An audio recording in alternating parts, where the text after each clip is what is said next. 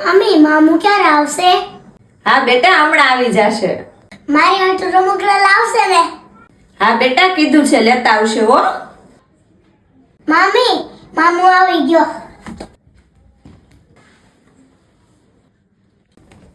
મામુ મામુ મારી હાટુ રમકડા લાવ્યો? હા બેટું, કાલે લેતો આવીશ હો. તું રોજ કહે છે પણ લાવતો જ નથી. કાલે પાક્કું લેતો આવીશ બસ.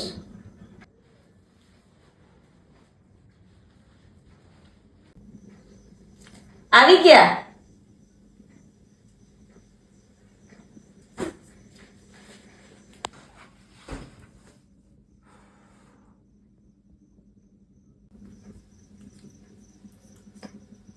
કેમ થયું? કઈ મેળ પડ્યો નોકરીનો? ના, આજે પણ ધક્કા ખાધા પણ ક્યાંય મેળ ન આવ્યો.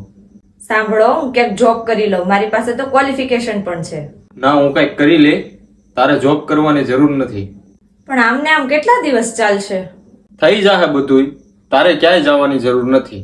હવે તો તમે સમજો, આ ઘરના ભાડા ચડી ગયા છે, ઋતુની સ્કૂલ ફી પણ ભરવાની છે અને ટીવી અને ફ્રીજના હપ્તા પણ ચડી ગયા છે. ઈ જે હોય એ, તારે ક્યાંય નથી જવાનું. તમને વાંધો શું છે હું જોબ કરું તો? લોકો વાતું કરશે કે બાઈની કમાણી ખાય છે અને બાઈ કામે જાય છે. અત્યારે આપણો સમય નબળો ચાલે છે તો કેમ કોઈ સગાવાલા પૂછવા નથી આવતા? અને હું જોબ કરું તો એ લોકોને વાંધો પડે? બસ હવે ઈ વાત મૂક ને. ના, મારા માટે તો એ જ છે કે તમે શું વિચારો છો, બીજા કોઈનું મારે નથી જોવાનું. અત્યારે મારે તમને સપોર્ટ કરવાનો છે અને રુદુની ફી ભરવાની છે, જેથી એનું ભણતર ના બગડે અને લોકોનું તો વાતો કરવાનું કામ છે. પૈસા આવશે ને તો એ જ ભાઈ ભાઈ કરતા આવશે. સારું, તને સારું લાગે ને તો કરી લેજે બસ. મેં 4 ફેરા તમારી સાથે ફર્યા છે તો મારી જવાબદારી છે કે તમારા સુખ દુઃખમાં ભાગ લઉં અને હું હંમેશા તમારી સાથે રહીશ, એ પછી સુખ હોય કે દુઃખ.